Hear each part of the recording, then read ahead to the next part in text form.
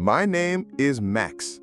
I'm a French Bulldog, short, chubby, with ears like cabbage leaves. They say I look grumpy, but the truth is, I'm made of sweetness, loyalty, and a love so big it barely fits in my furry little chest. This story isn't about me. It's about her, my human. I remember the day they left her in that place. The doors closed with a click, and her world got smaller. "It's for your own good, Mom," said the man with a hurried voice. "You'll be safe here." But she didn't look safe. She looked broken. She sat by the window, staring at the garden as if something had been left outside, something she could no longer reach. That day, she didn't cry, but I saw, because I always see. I was there, quiet, tucked inside her bag. They didn't even notice me. Maybe because they thought I wasn't important. But I was. I am. The truth? They locked my human in a place where time moved slowly. But they forgot she still had a heart beating strong. And they forgot I was there. And me? I wasn't gonna let her fade. She was mine, and I was hers. What they didn't know is that every morning I woke up before the sun just to take her to that silent garden. Out there, under the trees, among flowers no one else cared for, we started to take back what they tried to steal from her, her freedom. But that came later. First came the loneliness. And I'm gonna tell you everything, because even though I'm just a dog, I remember everything she felt. The routine there was always the same. Cold lights, the smell of cleaning products, the hurried steps of the nurses, and my human, always in the same chair, by the window, her eyes lost outside. I'd curl up at her feet, trying to make her smile. Sometimes she'd run her hand over my head, a gentle, almost absent touch, but I could feel it was all the strength she had to give that day. I didn't quite understand that place. It didn't smell like home, and the other people seemed sad too. Some talked to themselves, others stared into the void, as if waiting for someone who never came. My human was waiting too. On Wednesdays, she'd put on a little lipstick and some perfume. It was visiting day. First, the nurse would come with the wheelchair. Then the receptionist would announce, with a fake smile, "Your son is here." He'd come in a rush, always glancing at his watch. Sometimes he brought flowers, but he never held her hand. He'd talk more to his phone than to her. "Everything okay, Mom? Taking your meds? Is the food here good?" He'd barely wait for her to answer before standing up to leave. I'd growl softly, not out of anger, but because I saw. She smiled on the outside, but when he left, her lipstick was smudged, and her eyes were wet. Then came the other one, the woman who smelled of sweet perfume and spoke loudly. She'd say, "You should be grateful. Some people don't even get a nursing home. This place is luxurious, you know." But luxury doesn't smell like loneliness. And then, after the visits, my human would always go to bed early, as if her heart grew heavier when it remembered that in there, no one really saw her. It went on like that for many days, until one morning she slowly pulled back the blanket, stood up with difficulty, but on her own, looked at me and said, "Let's go outside, Max." It was the first time she spoke to me in that tone, a whisper, but it was alive. It had purpose. That morning, the sun was warmer than usual. The flowers were shy, but still alive. And there, in that forgotten garden, we started to bloom. I don't know what changed in her that day. Maybe it was the way the sun hit differently, Or maybe it was just time, the time she needed to remember who she was. Little by little, our mornings became a secret. She'd put me on my leash early, before the morning nurse made her rounds.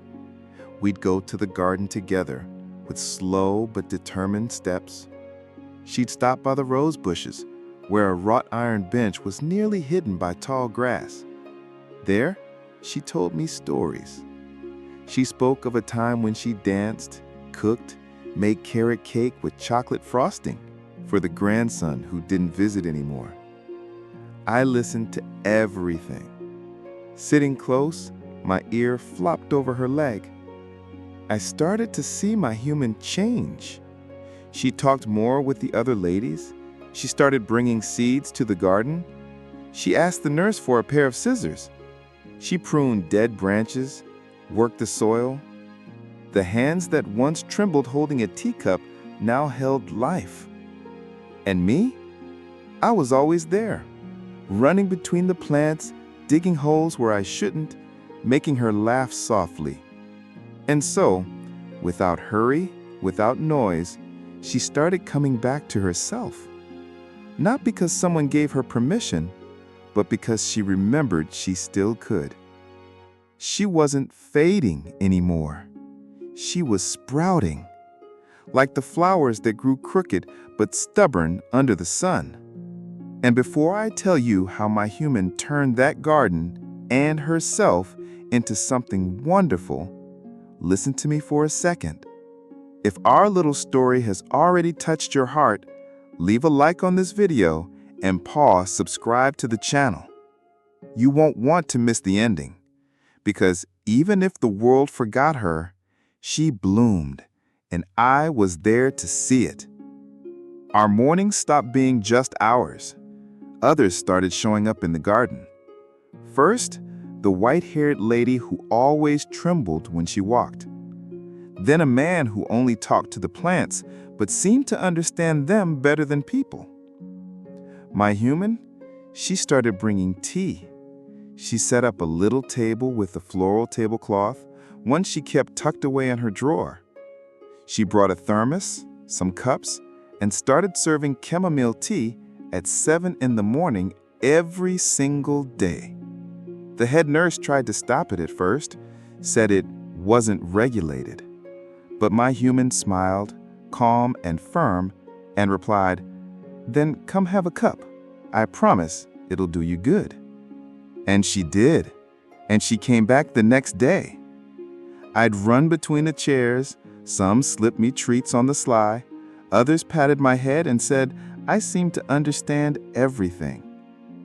And I did. Not the words, but what was happening, that I saw. She planted basil, lavender, and rosemary, turned an abandoned flower bed into a living sanctuary. One morning, as we went out, I saw something different in her eyes, a spark, determination. She looked at me, her apron smudged with dirt, and whispered, "Today's the day, Max."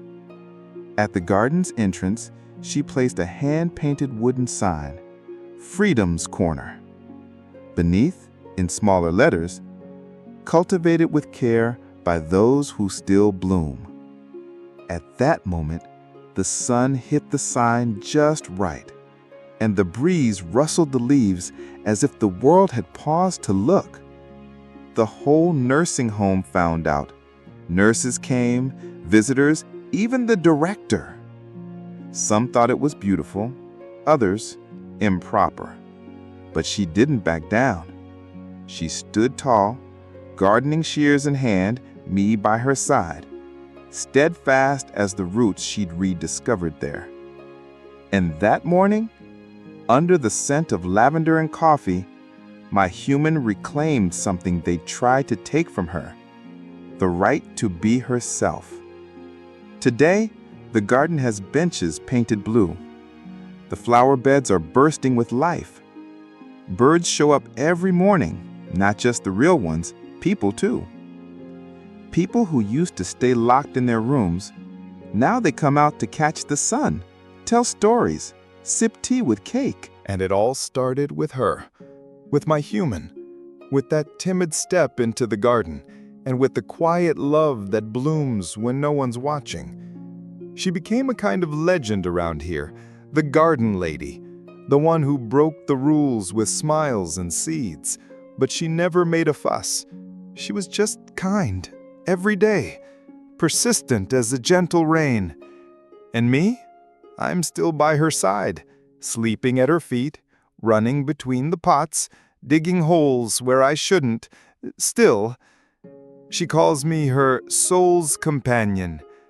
The other day her son showed up, came with flowers in hand and a strange look on his face.